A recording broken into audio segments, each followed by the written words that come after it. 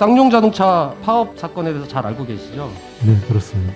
그런데 사건이 11년이나 지났는데도 아직 중요한 문제들이 해결되지 못하고 대법원 심리를 앞두고 있는데요. 정부는 사과는 했는데 지금 손해배상을 취하하지 않고 있습니다. 현재 손해배상금이 25억 원으로 하루에 62만 원씩 이자가 붙고 있는 상황인데요. 제가 묻고 싶은 것은요, 불법 행위 여부가 아니라 네.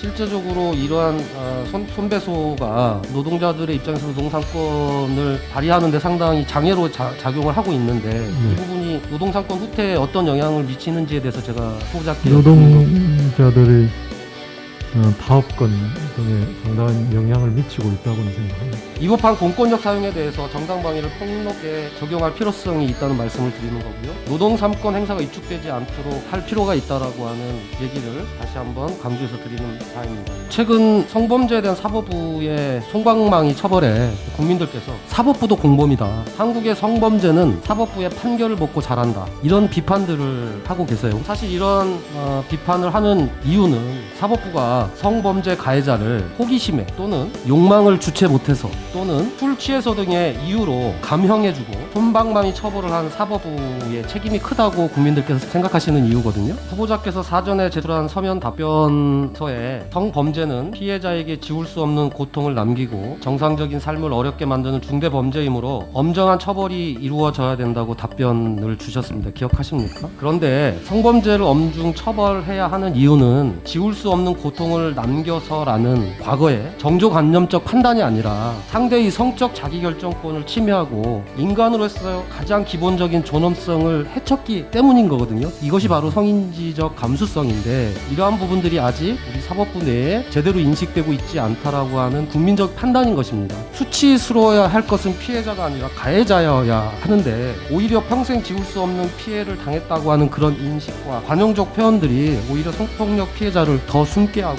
수치스러움을 더욱더 강요하는 상황이라는 것을 잘 인식하시기를 다시 한번 당부드리겠습니다. 가해자들에게 책임을 묻는 강력한 법과 정책이 시행이 될 수 있도록 노력해 주십사는 당부의 말씀드리겠습니다. 네, 따라하겠습니다.